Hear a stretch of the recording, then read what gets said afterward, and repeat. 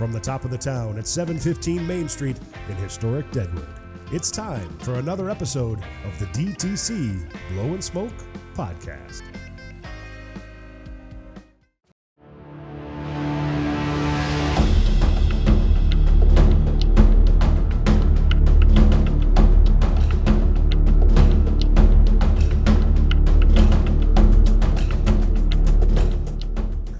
Hello and welcome to episode 61 of Deadwood Tobacco Company Blow and Smoke Podcast. My voice is extra special today. It is, man. Because Fantastic. It is about 9 o'clock in the morning, the Saturday of Deadwood Jam. Yeah. And Grimes and I were here until about 1:45 with Vince Converse.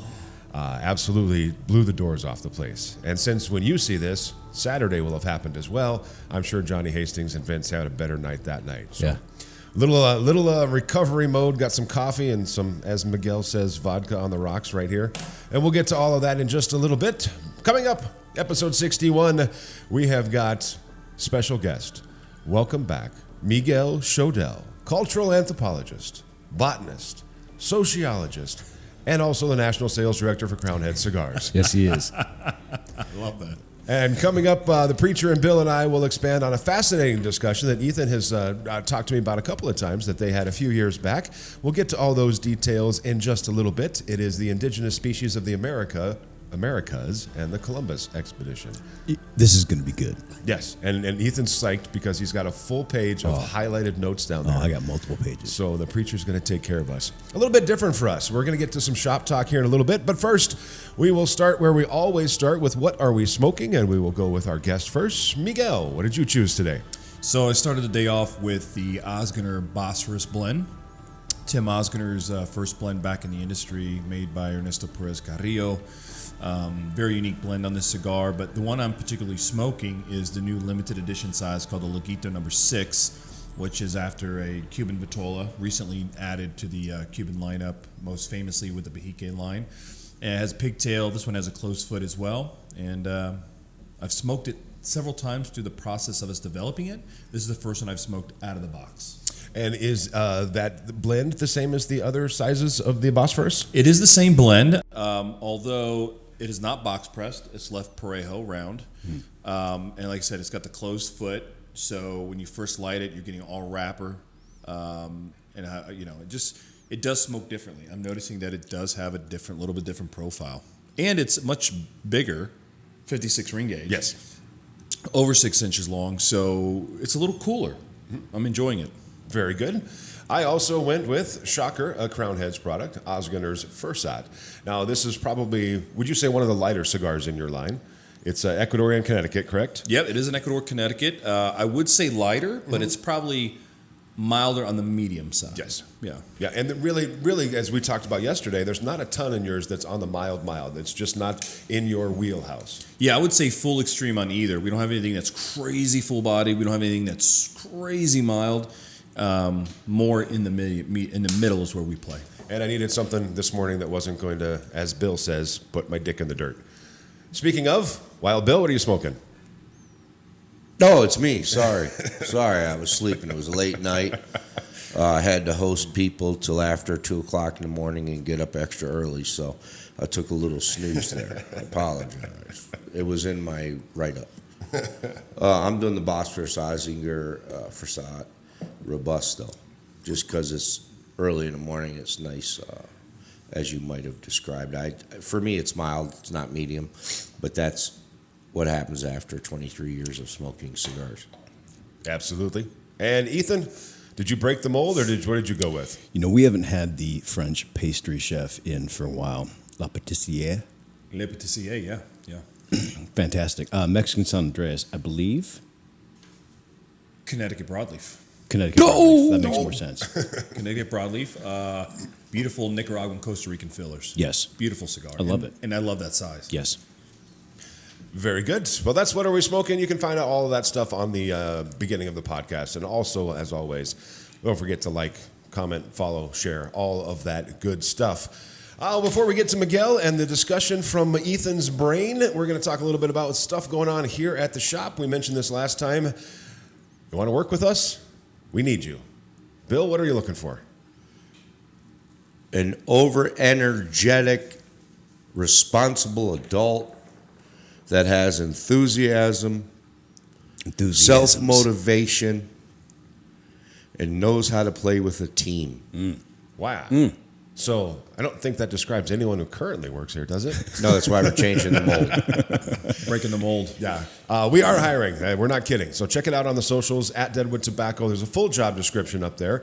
It's actually a wonderful job. Now, of course, tobacco knowledge is strongly preferred, but for the right candidate, Bill will train you in everything you need to know. I was only smoking cigars for 2-3 years before I started working here. And as long as you've got a personality, you're motivated, you work hard, and like Bill said, part of the team, man. We all do everything. I was here till the middle of the night. Bill was up till 2. Ethan worked a 14-hour day, and we're here at 9 o'clock the next day doing a podcast. That's the kind of person. That's the kind of person we need. Right, Ethan?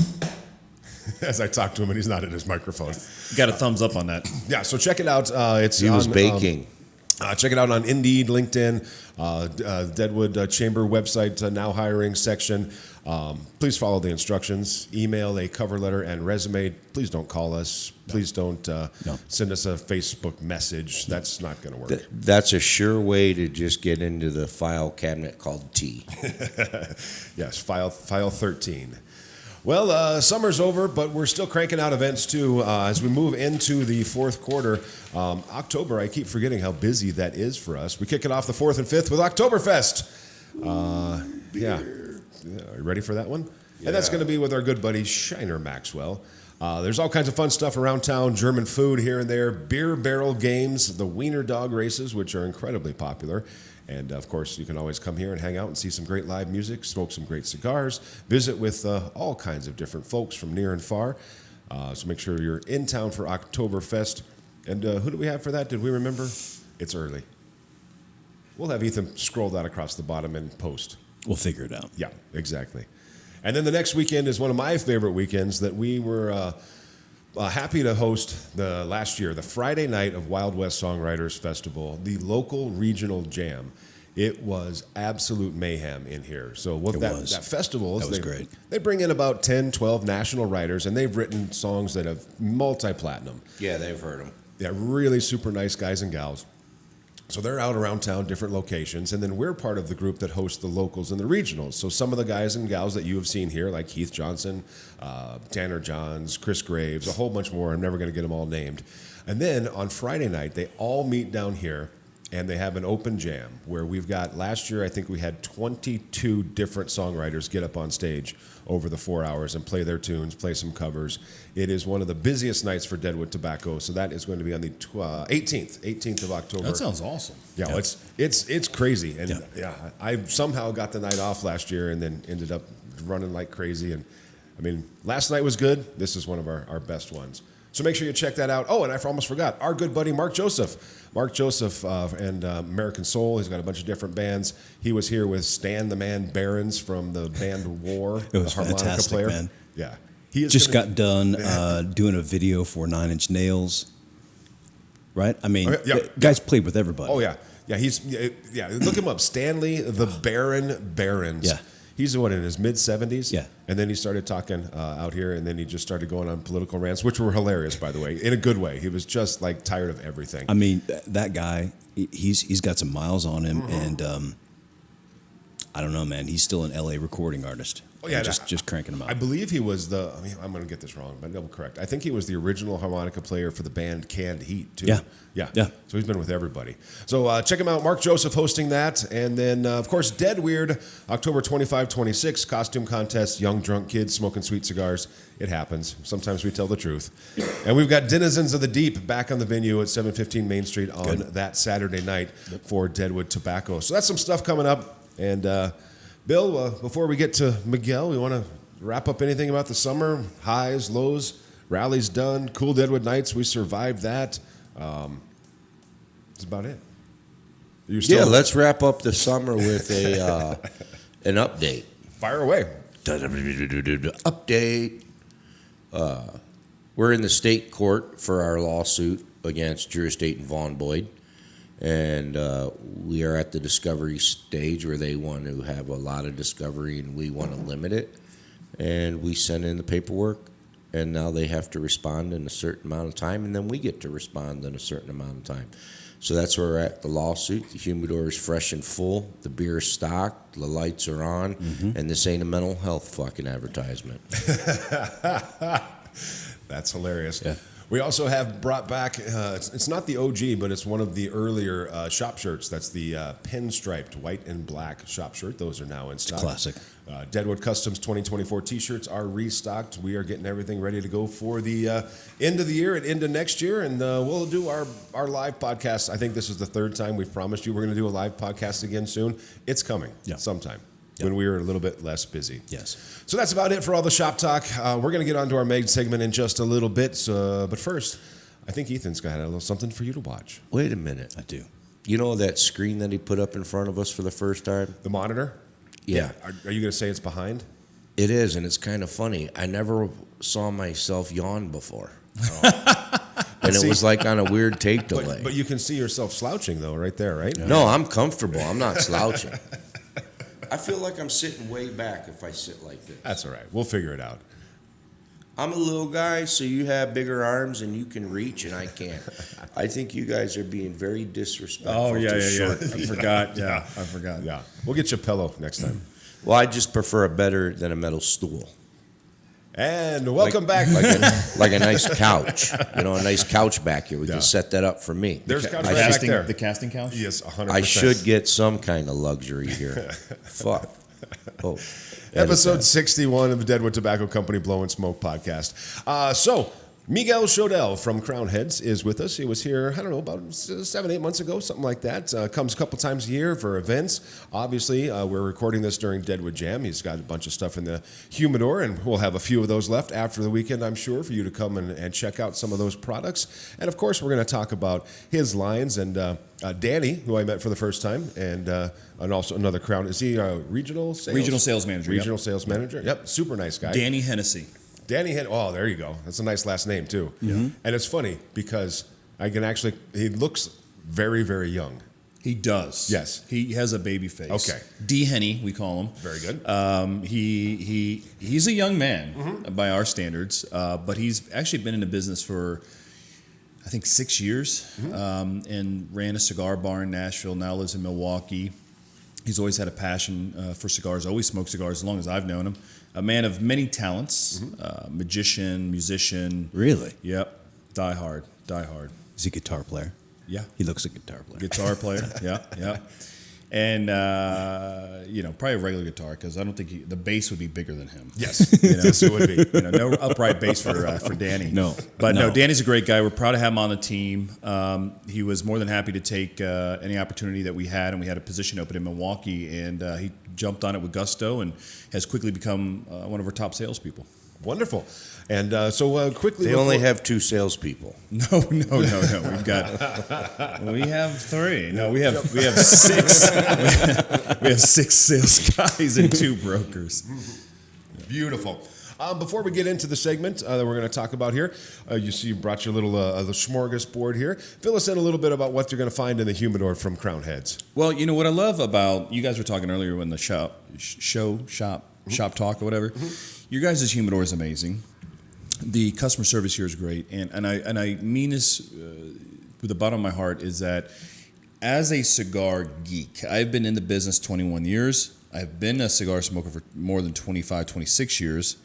There are places around the country, cigar lounges, cigar bars, you want to make a pilgrimage to. Yeah. Smoke in Abe and Boynton Beach, one of the Coronas, when you're out in Phoenix, there's a few shops that you as a cigar smoker, you want to make that pilgrimage because these places are iconic in the cigar industry. Miguel, what's the quintessential place on the East Coast, man? Like old school, where do you want to go? You know what I'm shocked is Rhode Island. Yeah? Rhode Island has a ton of cigar bars. Yep. It's a small state. They probably have more, and I mean this, they probably have more cigar bars per capita than anywhere in the country. Yeah. And New Hampshire is an incredible place. Philadelphia, there's some incredible. Your old, the birth city of our fearless leader here. You mean the birth city of the United States Marine Corps, Philadelphia? Hoorah! Give a shout out to 0311. Ooh-ah. But Deadwood Tobacco Company is one of those iconic places. If you are a cigar smoker, to come out here in Deadwood, the reality is you can come out here, see Mount Rushmore, Rapid City, Crazy Horse, Custer State Park. I mean, there's so many things out here. Badlands. And you can come out here and just enjoy.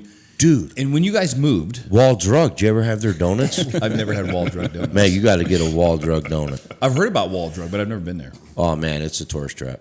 No doubt. But they do an open roast beef sandwich, too. It's pretty good. If you walk in there, you can't believe the amount of real estate they've got just devoted to knickknacks and other things. Man. That's what I was going to say. huge. You can't realize how many fucking knickknacks in every room. It's bigger than most shopping malls. They alone keep China in business. Yes, probably. they do. Yeah, Look. absolutely. Yeah. Screw the inventory there. This here is, to me, one of those places when people ask me around the country, Miguel, look, there's so many incredible retailers in this country, and the retailers are the backbone of the premium cigar industry here in the United States. We are the number one consumer of premium cigars in the world. It is an absolute incredible market for premium handmade cigars, and this is definitely one of the places you want to come to. It's a great atmosphere, and now that you guys have moved into this larger space, I mean, the music last night, I would tell you that's on par with any city you can go to. New York City, Nashville, and you can have a great time here. And what I do love about, I'm sure you guys have noticed this, there's a lot of couples that come in here. So obviously women enjoy being in here, men enjoy being in here, and as we've seen, the fastest growing segment of cigar smokers is women. And this is a place for women, men alike. And so coming up here is never hard. But I go back probably 20 years with Bill. So when he purchased Deadwood, I knew right off the bat I'm going to come support him. And luckily, him and his wife are always gracious hosts, and I love this place. It's definitely a place to come to. Awesome. Oh, so speaking of that, in the humidor, you guys carry a lot of our blends. You carry the Crown Head stuff. You have in the humidor Le Patissier. You have our new Coroneta, Habano, and Maduro. You have our Las Calaveras or Jericho Hill. So you guys have a little bit of sprinkling of everything we do. Juarez. So stuff that's made for us by Ernesto Perez Carrillo's in your humidor. Stuff that Don Pepin Garcia from the My Father Factory makes for us. Stuff for Tacanixa that makes for us. Stuff that Naxa makes for us, which I love. You guys have a great spread of Crowned Head cigars. And then on the Oz family cigar side, you guys carry all three of his blends. The Bosphorus, 93 rated, top 25 cigar. The Aramas, multiple 90s, just got a 91 in the last aficionado, and then the brand new Fursat, which you gentlemen are smoking today. So when you come here, you get a full range of Crowned Head cigars. Let's talk about these cigars real quick. I don't smoke them. Not all your line, but I don't smoke the Ozingers. Really? Yeah, I find them how they fit in my hand. They're a little obtrusive with the box press. No, I'm being honest with you. Yeah. I don't like the feel in my hand, so I don't go to it. Well, check this out. He has three blends, and this is cool. I'm sure Tim planned it this way. Look, I'm not trying to be a dick and put down the cigar, but No. the truth is I'm challenging my guys to be honest when they're on here. And every time we take a cigar, we're like, hey, this cigar is great. This cigar is great. Well, yeah, it's great because you always smoke it, so you know what it is. Yeah. So I want the guys to try stuff that they normally don't take and be honest with it. Like we had a show not too long ago. Sorry, Cohiba. Yeah, he didn't like the Cohiba. Yeah. Right, Yeah. the Cameroon. He didn't care for it. Right. But he also didn't bastardize the line because he prefers a different Cohiba. Yeah. The And Rivera he is good. The Rivera That's is the one he yeah, likes. that's It what is, I like man. too. Yeah. Surprisingly. Yeah. So, Purple. So Yeah, for purpose. me, I have no problem with the flavor of the construction. It's just the thickness of that square box press. Now, I like box press. Yeah. But it's a little thick for me. So, what Tim has is the first line he came out with was the Bosphorus, which is a hard press. Okay. Ernesto Perez Carrillo does this. This is a hard press. You could play Jenga. If you bought a box, you could have your kids play Jenga with these things. That's Yeah. how square they are. Yeah. And that's a very traditional. You'll see cigars like Padron has that very 90-degree angle on the cigars. Then he came out with the Aramas, which is so Bosphorus is dedicated to his mother in her background being Turkish. Aramas is a hybrid word that he created, taking the prefix of Mount Ararat and Masis and created the word Aramas, but that is left parejo, which in our industry means straight-sided or round cigar. And then the one you guys are smoking is called the Fursat. That is called a soft press. So you can actually hear, it won't be on camera, but you guys can see a soft press. This is the same size cigar. A trunk press, hard press, soft press. So this one is slightly pressed. So Fursat is a soft press, Aramas is parejo, and then Bosphorus is a hard press or a trunk press. So Is there any got the difference three. in the draw? Not necessarily. No, the draw should not be affected. Sure. I do. If you make a box press cigar, you do have to underfill it a little bit. And so if a cigar maker is not used to making box press, they'll just box press a regular cigar because you press it after it's been rolled, right? Yep. And then it'll be plugged. And so the art of a box press or trunk press cigar is underfilling it a little bit. So when you do condense it and press it down, you still get a perfect draw, So that makes sense then why I don't prefer a hard press. I prefer a soft press when I smoke. But this is just So- a finishing touch, right? I mean, this isn't going to affect flavor. You're not going to use this in But- construction to bring about a different flavor. No, but when I hold the hard press, it's a brick in my hand and I don't feel comfortable. Yeah. The soft press is still beautiful and it's still a box press, but it feels better in my hand. It's got the soft lines to Yeah. it, and it's a little bit softer in the hand, and it goes to the whole idea of vitola, the shape and sizes of cigars. Why do we do what we do, right? The original trunk press, box press was an accident. This was not invented to be this way. They would pack cigars in Cuba and send them to Europe by ship, right? Yep. And they would pack so many in these big wooden. What do you call it? Trunk. And that's why the real name of box press is not really it's trunk press is the real name. But in the industry, we've evolved to call it box press. But it literally got to Europe, do that long voyage, and when they got there, they were squared. They were squared off cigars. That's where they got that salty taste. From the ocean? From the ocean. The motion of the ocean. Yeah. It would make sense, though, that if you have a tobacco field, just location-wise, semi-close to an ocean, that you would get some saltiness to a wrapper. Well, when you look at Cuba, right, that's kind of the OG of when we think of cigars. Yeah. It's an island. Yeah. And that salt water is carried all throughout Pinar del Rio and all the growing areas. So salt definitely plays a part in the soil of tobacco. By the way, you said Cuba's the OG. If they're the OG, man, they got like canes they're walking with, and they're blind because they crippled their tobacco. 100%. I would agree with you 100%. But that's what I tell people. Just because you're the OG, you know what? It reminds me of this, and I'm not going to mention the name of the restaurant. My wife and I, we love Oyster Rockefeller. Okay, we make them at home. I'm sure everyone knows what Oyster Rockefeller is. Well, the first time, so it's an oyster that's cooked, and usually there's some green. So depending on what herbs you use, some people use spinach, breading, butter, and it was created at a restaurant in, I'm going to say the restaurant, Antoine's in New Orleans, and it was actually made for the Rockefeller family, and they had this green topping on it to resemble money. And so that was invented to serve to them. Okay? Yeah. Now, I'm going back to this OG thing. My wife loves them. My mom made them growing up. I make them. And the first time I took my wife to New Orleans, I was so excited to take her to the restaurant that it created. Interesting. She hated it. Yeah. She loved the food on the menu. She hated it. The OG isn't always the best. That's true. And now I don't want to get in trouble with our Buffalo listeners, but a lot of people say Anchor Bar is not the best chicken wing in Buffalo. Sometimes the OG is not always the best, but we always pay them respect as the OGs, although they may not be the best doing it. So, Bill, in your world, is that Pat's or Geno's? Man, you want the Burger King or McDonald's? Someone told me. Jim's. I was going to say, someone told me, because I've asked that question, and people from Philly they like them both, but they're like, there's some local joints that Are way better. are way better. Although I do say that a lot of people also tell me that the pork sandwich with broccoli raw is really the Philly sandwich when I go there. It's like a pork Go ahead and sandwich. get it, because at 2 o'clock in the morning, I'm getting Cheese Whiz. Oh, are you a Cheese Whiz guy? Well, at 2 o'clock in the morning, Yeah. I don't give a shit what I eat.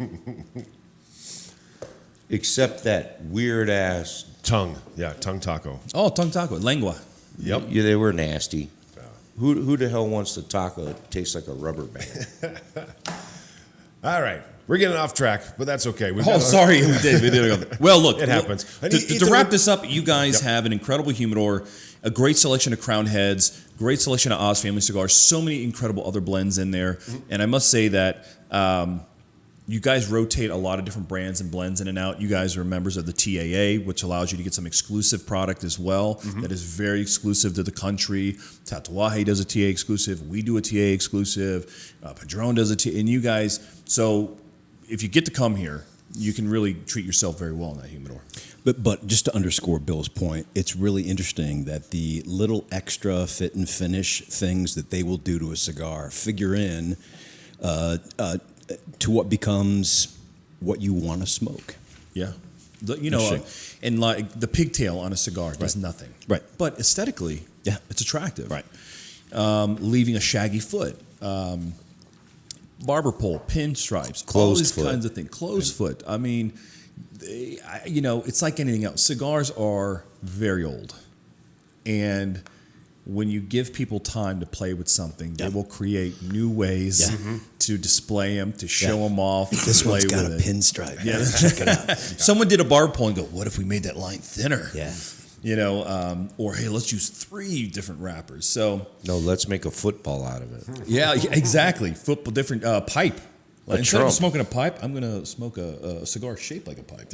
Or a trumpet. I've seen the trumpets. I've seen the Didn't trumpets. your old company CAO make a box that had like 6 different? Yes, that's a great blast from the past, man. Yeah. We had a sampler once, Britalia, I think it was, and we actually made a trumpet-sized cigar. Nice. Yeah. All right, so we'll get all that figured out for you. But now, Ethan has spent a lot of time on this one. This one, I've never seen him so excited about a podcast, ever. This is going to be fun. Yeah.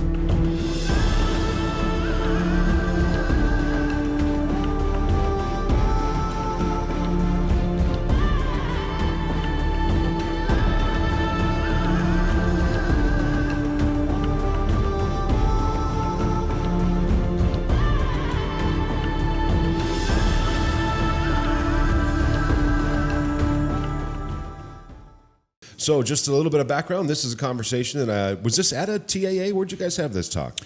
Or Yeah. a couple different times. Yeah. So, I mean, this topic got discussed. Miguel, we were sitting outside a TAA roundtable, beautiful evening, and it was one of the most engaging, intellectual, stimulating conversations that I've been in a long time. It's a fascinating issue, I think, that most people haven't considered. There was a scholar in 1972, Alfred Crosby.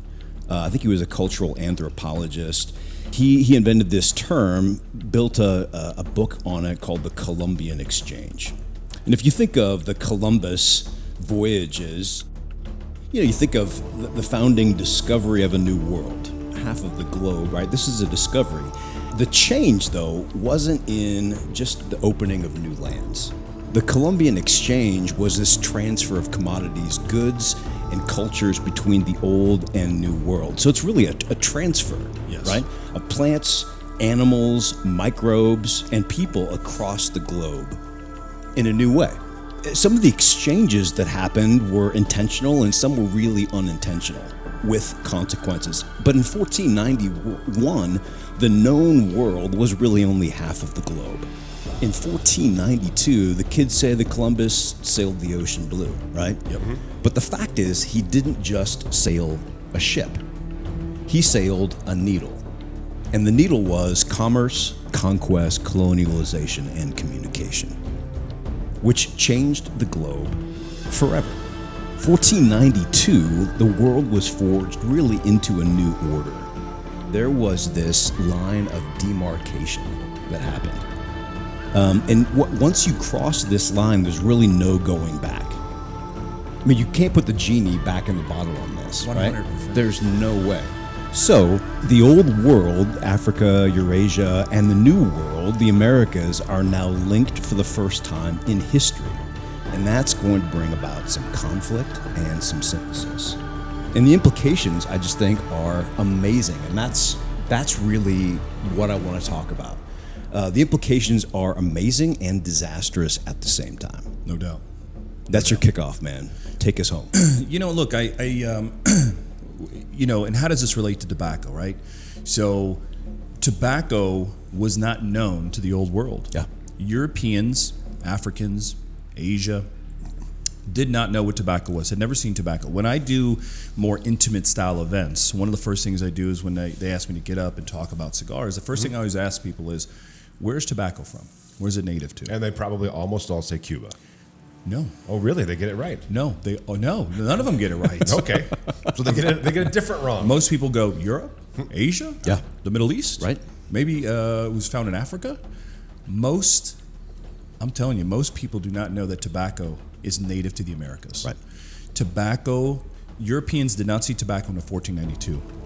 When Christopher Columbus, he never set foot on what we call North America. A lot of people in school, they think he, landed in Plymouth Rock or landed in Florida or somewhere.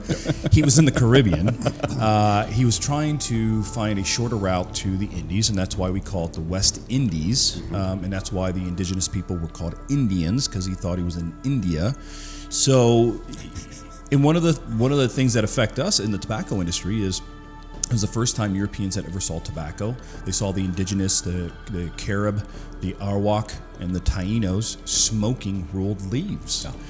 And it was something that Europeans had never seen, didn't understand tobacco, that, the indigenous people thought it was very medicinal. They smoked in community. They smoked together. It was very much a ritual that the men would get together and smoke. And what's funny is, in today, when you look at that lounge last night, what are we doing? Yeah. It has not changed with much. Indians? Smoking with Danny Hennessy.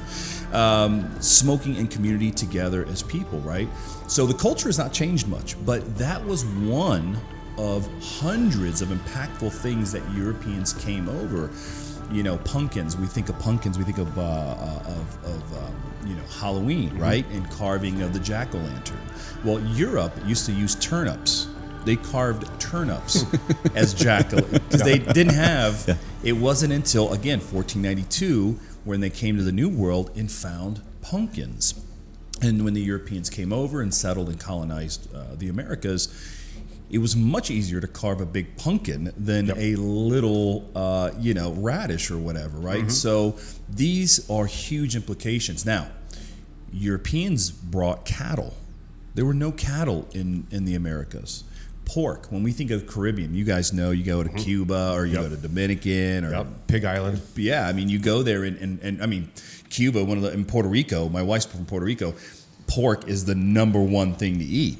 But pork was not in the Americas. So they brought that over. And when you think of potatoes, people think of Ireland. Oh, where are potatoes from? Oh, they're from Ireland. They're not. They were from South America. Tomatoes. What would the Italian food be today without the tomato? Well, tomatoes were non-existent in Europe. Tomatoes were native to Mexico. And they are associated with Italy. Can you imagine Italy without tomatoes? Exactly. They didn't have them. They didn't have them. It was not part of their cultural thing. And then when you look, if you go to South America, Ecuador, where a lot of these beautiful wrappers that we use on cigars today are grown. Ecuador Habano, Ecuador Sumatra.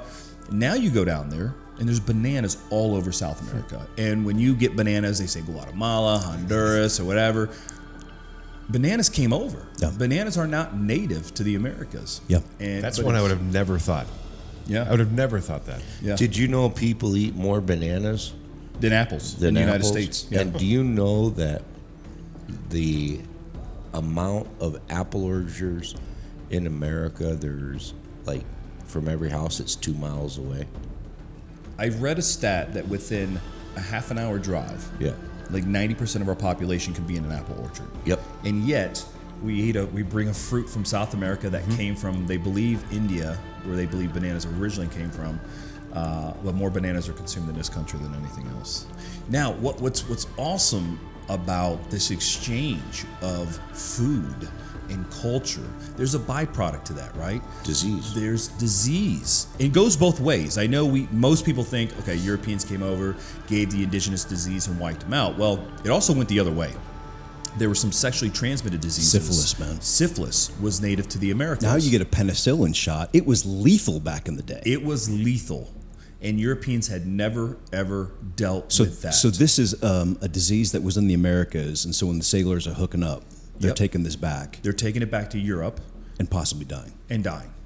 The turkey, the turkey is native to the Americas. In fact, it was Benjamin Franklin who jokingly, when they were picking the symbol of the United States and we settled on an eagle, I don't know if most people know the eagle steals a lot of food from other birds, kind of a rough bird, and he felt that it wasn't noble enough to be the image of the Americas, and he jokingly said the turkey would be more, it's a noble animal.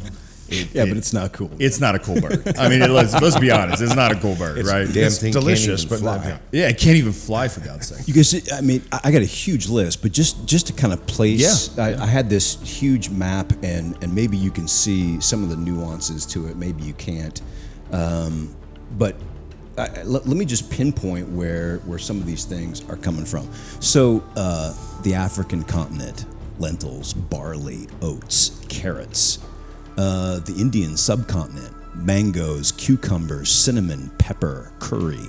From Asia, we're getting apples and apricots and cherries and peaches and pears and soybeans.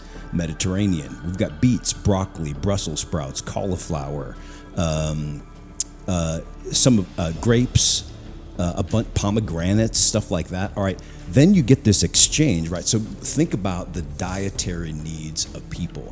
What they're saying is, without the American importation into regular people's diets of potatoes and corn, you could not sustain the nutritional and caloric intake that we needed for all of the people on this population J curve that exploded around the turn of the century. All right, so these are American, right? These did not exist to half of the world. We've got corn and wild rice, sunflowers, peanuts, cashews, chestnuts, pecans, walnuts, hazelnuts, all the nightshades, potatoes, tomatoes, bell and chili peppers, tomatoes, fruits, pineapple, passion fruit, papaya, dragon fruit, huckleberry, strawberry, plums, black cherries, choke cherries. And then you get into the animal kingdom, man. You got the cats, jaguars, cougars, bighorn sheep, bald eagles, bobcats, raccoons, muskrats, skunks, turkeys, bison, guinea pig, barn owl, beaver, red fox, red-tailed hawks. I mean, the list is expansive. And then there's a bunch of other stuff like chocolate, Chocolate. vanilla, no, avocados, right? Think about chocolate. Yeah. Rich man's drink. What's crazy about chocolate is most people, again, they think tomato, they think Italy, they think chocolate, they think Switzerland. Yeah.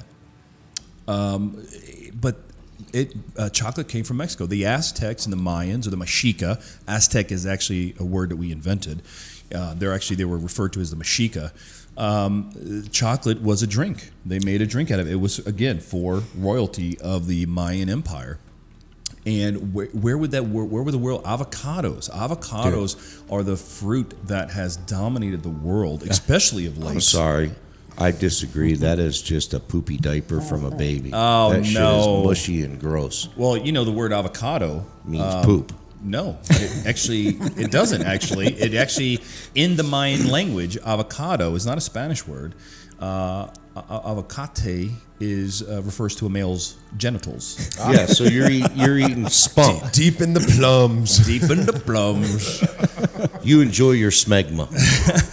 So, again, what is so amazing is you had these people in, we believe, which was Asia, and as the oceans, the ice caps and the oceans kind of went to the lowest levels, and all of a sudden this land bridge opened between North America, which is Alaska, right, and connecting to Asia, and people walked over. Eventually, the oceans rose again and cut that off from people, and then you had what would become the indigenous people, right, older than our minds really grabbed the concept. Sure. And so the world was cut off until 1492, which reunited the world. Now look. Yeah. Not here to argue about colonialism. There's bads and goods in everything we do. But Neil deGrasse Tyson, who I think is one of the most foremost, intelligent, smart individuals in this country, even he states like it is the most profound, one of the most historic things that happened to this world. Absolutely. Was that 1492.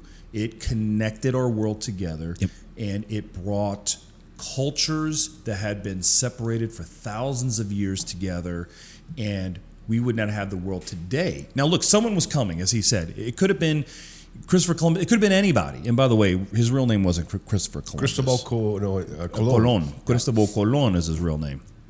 But and to this day, we really don't know where the word America came from. They say it was an Italian guy named Amerigo, but there's also other words that the indigenous used that sounded like America, so we really don't know for exact. I thought it was Amerigo Vespucci. That's where a lot of people say, but there's argument that there's a word in, I think, either Incan or Mayan language that sounded like America. So what's interesting is, for us as people in the tobacco industry, tobacco then became one of the most sought after crops in the world. Yeah. It quickly spread. I mean, all through it literally was worth its weight in gold. It became a substitute for currency. Yep. Substitute for currency. And we talked about this when we talked about cigars in the Old West, Yeah. and how much that was actually worth. And so you said it was substitute for currency. So because of its rarity, the first, let's say, few ships that go back across to the Old World, unloading it, can you just tell me a little bit about when it got to there? Was it raw product? Was it finished in a way? How was the first 100 years of tobacco introduced to the Old World? How was it consumed or received? So the indigenous people fermented it different than we ferment today. They would literally grow the leaves and they would bury it underground and let it ferment underground. And so raw leaf was taken to Europe, green leaf, as well as fermented leaf that was ready for smoking. And seeds were brought back to Europe. And if you know anything about tobacco, the cool thing about you literally could throw a handful of seeds out your window and it would grow. It's a weed. It grows on every continent with the exception of, I think, Antarctica. And so easily grown. And it dominated. And for Europeans, there were times where in Europe they looked at it and said, wow, I mean, it gives you this kind of rush, and obviously it was a much rougher product back then. There was a lot more nicotine and tar. Now the fermentation and all the advancements we've made with tobacco, where it's very smooth and creamy. But it was interesting because Europeans then became smokers, and they had already opium from the Asia influence, but here was a product that wasn't going to ruin your life if you were smoking it. You know what I mean? And cigarettes was not a thing at that point. So you could either smoke it in a pipe, you could smoke it rolled leaves. And here's some interesting words for you. The word cigar today references the actual thing. Yep. Actually, to the Taino people of the Caribbean, cigar was actually the act of smoking. So you would cigar, you would smoke. And a cigar itself was referred to as a cohiba. Rolled leaves was the cohiba, and that's why you have the brand Cohiba out of Cuba. And obviously, there's brands that are made with the name Cohiba outside of Cuba, but that's where that word comes from. Cohiba is actually the word for cigar. So the Europeans, the Spaniards, got it twisted, but pretty amazing when you think about if you want to talk about just the United States of America, our founding fathers, the country was funded by growing tobacco in the Virginias. Tobacco has such a huge influence. Our soldiers bringing it around the world, trading it. And now tobacco is grown in Indonesia. It's grown in Africa. It's grown all over the world. Germany. The species name, Nicotiana rustica. Yes. Is that from the Taino people? Nicotiana? Nicotina is. Okay. Rustica, I do not believe is, but Nicotina is yeah. And I'm told it's derived from a nightshade. Nightshade, correct. Interesting. Yeah, along the lines of tomatoes and other plants like that. What about corn?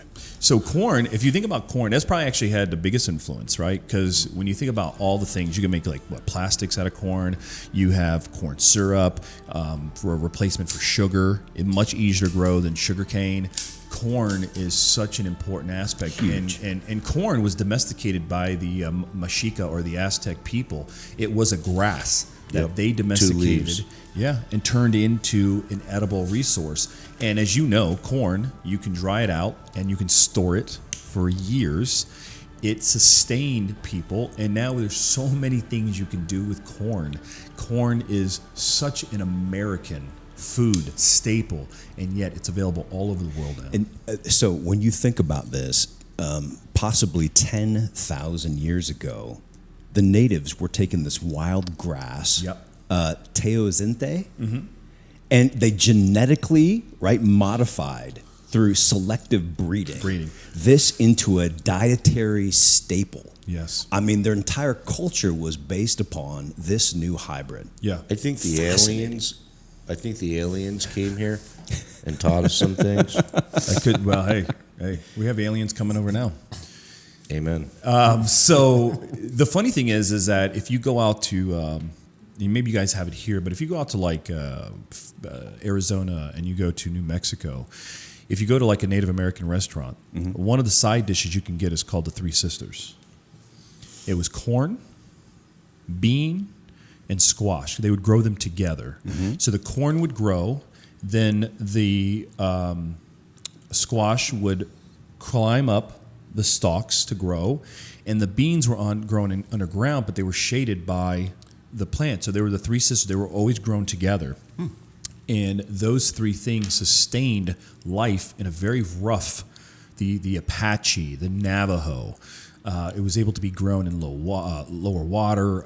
It was able to grow in a desert, and those things sustained the native population out there, the Three Sisters. And those are, cranberries. We think of Thanksgiving. What was served at the first Thanksgiving? You know what I mean? These kind of items that are still eaten today, because these were the things that were presented to the Europeans by the indigenous people. And if you actually do research on tomatoes, when tomatoes first came to Europe, they thought they were poisonous. And people were scared to eat tomatoes. To me, they are. I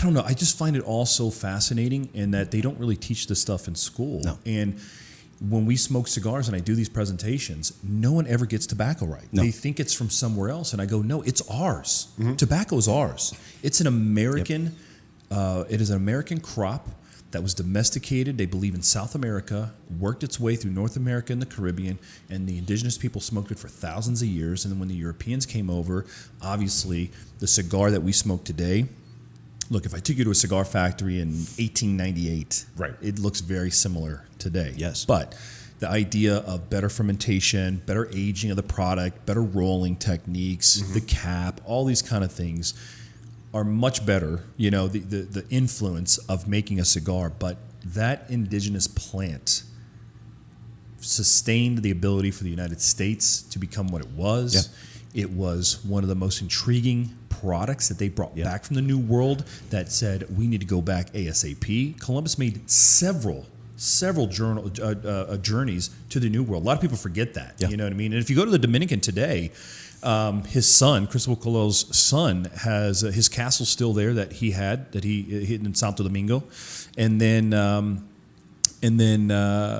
they believe there's two countries, Spain and Dominican, fight over who's got the body of Christopher Columbus. But in the Dominican Republic, there's a huge burial thing. It's a huge cross. It's gigantic. They believe his bones are there, and Spain claims to have them. But regardless if you like the guy or hate the guy, right? There's a lot. If you read some of his journals, he was not a good human being. Okay, he was not a good person. But that journey had to be made, and that journey had more influence on changing the world than ever before. You can't overstate the implications of this. Just a couple of things. I mean, some people know that Bolivia and Mexico, they brought in metals, man. Silver became a basis for world currency. When you think about the native Indian tribes that we associate with, they were not a horse people. No. Right? So the Spanish brought horses over and domesticated them. That changed their lives forever. So a lot of people, they always see the paintings of natives on horses. Yep. The reality was there were no horses here. They had to learn how to be horse people. And it was the Spaniards that taught. And then it was the Mexican rancheros that learned from the Spanish who went to Hawaii and taught the Paniolos how to. And so this whole world implications. What was the first thing you mentioned there? The metal and silver. The metal. So the silver, right? Yeah. So think about silver, how important silver plays to a car, right? Everything in your vehicle, there's components in the engine that need silver. And they were mining silver out of Mexico like unbelievable in South America. Rubber. We think of tires. Oh, my gosh. Rubber. Henry Ford literally opened up facilities in Latin America strictly to harvest rubber trees for tires. There were no tires. You guys, we could do a whole episode just on rubber. So this is a latex from the Heda plant, right? The Olmecs were getting rubber out of the trees. They were making balls for games. They made waterproof containers. So the word Olmec, Olmeca, Uh-huh. we actually don't know what they actually call themselves. We don't know. The Mexica or Aztecs referred to them as the Olmecs. And Olmeca, what that means is the rubber people. Really? Olmeca means rubber people. Yep. And we don't know but we know the Mexica called them the rubber people, and that's why. They made balls for playing, and they would literally scar the tree. Yep. And rubber, this liquid would pour out, and you'd collect it, and it was rubber. So and gum. If you think about the implications of, all right, so this is an American plant growing from this tree. Now we turn this into rubber for everything. If we didn't have rubber, because this tree is actually, I'm told, very susceptible to disease. Yes. And South American populations of rubber trees have been decimated. Completely. And so they've moved production, like I think late 1800s, this guy took 70,000 seeds and they were planted. He smuggled them out, but 2,400 out of 70,000 seeds germinated. And now they've moved production to India, Malaysia. They're worried, and I'm told that they even configure flights, transatlantic flights, to stagger this so that the disease won't jump. So they're trying to genetically modify the plant to become more susceptible, because if they are eradicated like the South American population of trees, our modern society would grind to a halt. Completely. I mean, you think about no heavy machinery, no automobiles, and then all of the components that there's no other genetically modified substance that humans have figured out how to create. They can take, 80-mile-an-hour abuse on a road and suspend a vehicle. Airplane. Right? Yeah. I mean, when you think about an airplane, how much rubber that leaves on every time that they land, how much rubber is left on the actual landing strip. But these are things that huge we don't talk about in schools. No. But I find them interesting, because when you do smoke a cigar and you're smoking the cigar and you just think about where it came from, and then you think about the food you're eating. Yep. Think about all these things that you're carving a pumpkin. And there's a pride. There's an American pride Absolutely. that I think we Absolutely. should have as Americans, saying, this is ours, man. And I can see it in people's eyes when I do these things, and I go, America's yours. It's mine. It comes from us. It comes from our part of the world. We should take pride in that. And when you're smoking a cigar, we think about the incredible 200 sets of hands that harvest tobacco, that roll tobacco, all the work that goes into it. The cigar is the final destination. It's the last thing you see, right? We think about how cigars have brought people together, how the friendships that we have built, the businesses that have been built, the amount of people that work in the tobacco industry. all came from this incredible plant that was unknown to half the world until 1492. Was amazing, and I wish we, as Americans, knew more about these kinds of things. Yeah, it's a fascinating discussion. And when Ethan had his slides up there with the graphics, I had no idea with some of the products, the fruits and the vegetables and the livestock that were back and forth. And it's just crazy to think that. I should have known that. It's like we work in the industry. Like, oh yeah, tobacco is American, and we had this discussion. I think last time you were on here that it is a uniquely American enterprise. And one thing I want to go back to that you mentioned just a few minutes ago, you said that if you were at a cigar factory in 1892, very similar to how things would be done today with some improvements and things like that. Do you know of a company or somewhere that does a roll or creates a cigar in more the old style, granted with the new fermented tobacco and things like that? Is there a way for someone to get their hands on what we would call an old style cigar? I'm sure it would be rough, and I'm sure it wouldn't have the nuance. Is there someone that does something like that? No, I don't, but I can tell you this. I can tell you because I've seen it. There are places in Nicaragua where families grow tobacco in their backyard, and they don't have a curing barn. They don't make a pilon to ferment the tobacco. They bury it like the indigenous people did. And so there's a cigar that was put out by General Cigar. It was a CAO, Mortal Coil, Firewalk, or something like that. That's where that came from. One other thing that I think that's interesting, when they brought plants over from the old world and planted them in the soil of the new world, what they found is that many species actually grew much better, much faster with bigger harvests in American soil. And I don't know if it's conclusive, but when you have these separate evolutions of plants happening, I'm told that the old pests, right, had adapted to the plant, so they were very successful in attacking the plant. But they brought that over to the new world, and the insects over here did not have the same sort of ability to grind it down. So it was literally like the Garden of Eden. This stuff would just take off. So coffee, man, not indigenous. 60% of worldwide coffee is grown in the Americas, right? And its heyday, rubber. It dominated everything. It's funny when you think about coffee, for example, and in places in Central America where they're growing tobacco in these valleys, these mountain valleys, right? They have coffee being grown at the top of the mountains.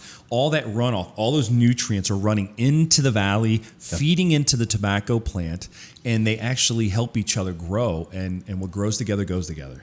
And if you look, my buddy over there, Bill, taking a little nap. As long as I have known Bill, Bill has always been this coffee drinker, and I wasn't always a coffee guy. And I remember I'd come up and visit Bill, and Bill every morning would have coffee, and I would try to drink one with him. Now I'm a coffee person, but it took me a while. But Bill really was one of the guys that I first started drinking coffee with.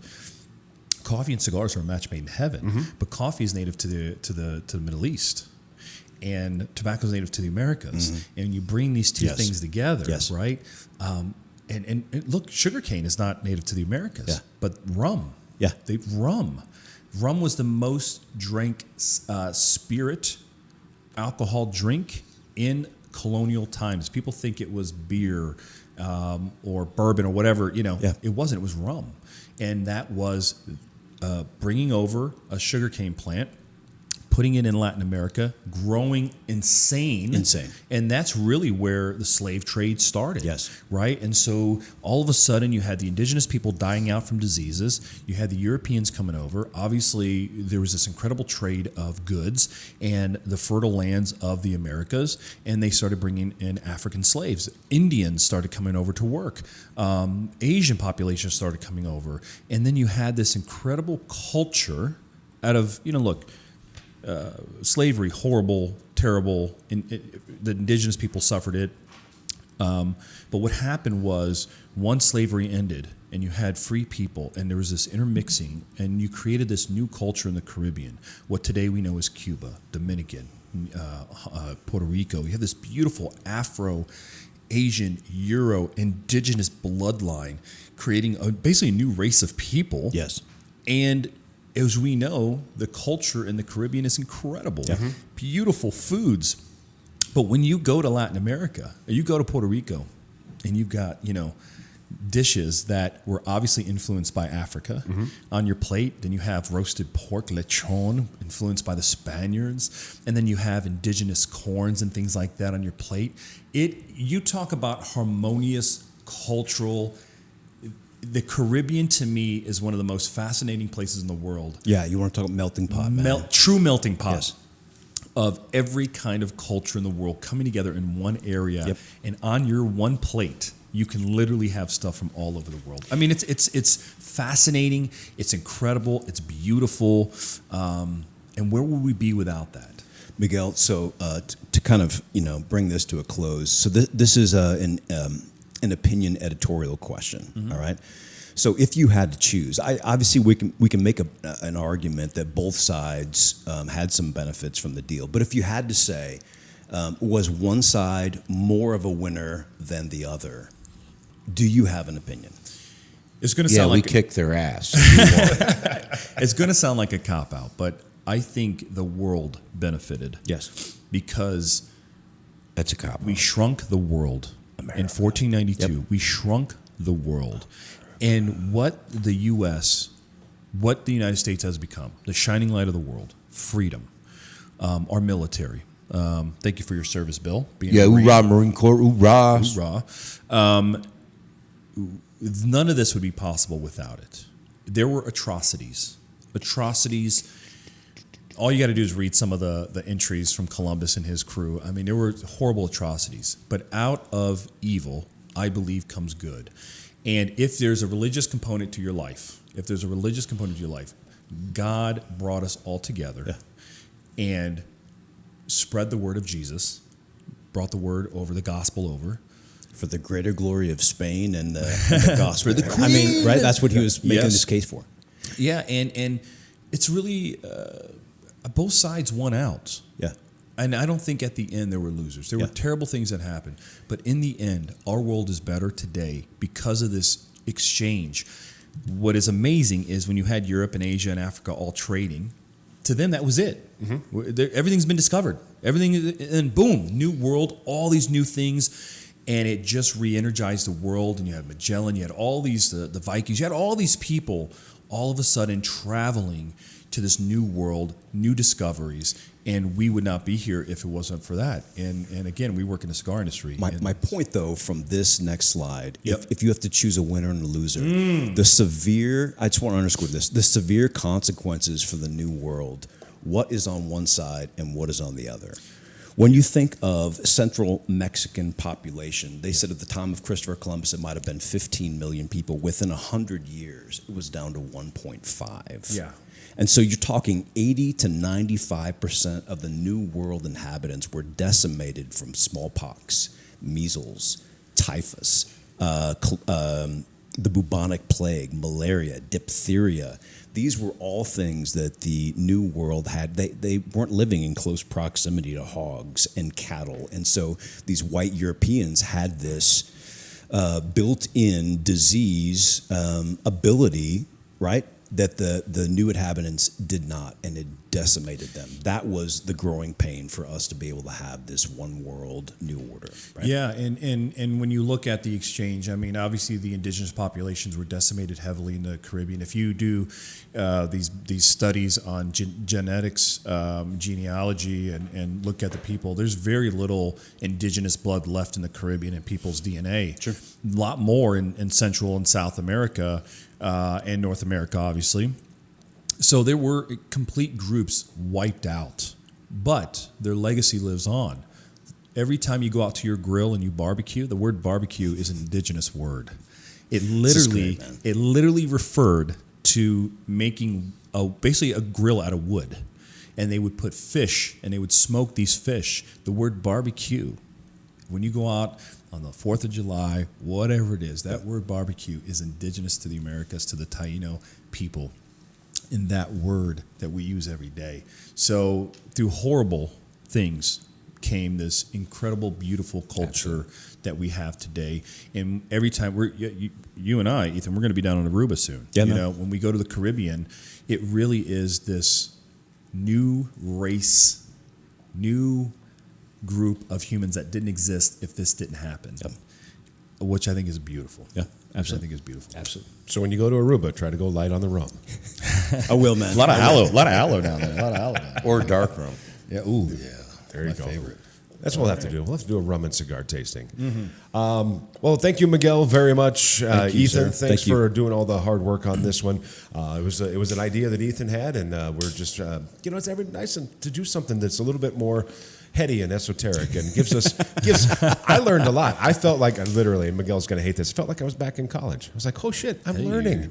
All you need now is a tweed jacket with some elbow. Yeah. Oh, there you go. There you go. We'll just call you Professor Shodell next time. Well, I'm here with the preacher, for God's sake. That is true. Yep, yep. You know, one last thing I want to say is what I love is the conversations I see people have over cigars. Yes. You know, in the lounge, people are talking about their families, people are talking about business, people are talking about just so much. And then usually the conversation will drift to, well, what are you smoking? What do you like? Right. And they're talking about this leaf that literally grew, and we have so much enjoyment out of it. Takes so much pleasure out of this tobacco plant. Yeah, you can make the argument that tobacco has brought the world together. It's a beautiful thing. It is. It's absolutely a beautiful thing. And today we live from the fruits of the indigenous people that kept growing the plant, introduced it to the Europeans, brought it around the world, and it brings us together. I mean, would not. Bill and I go back 21 years.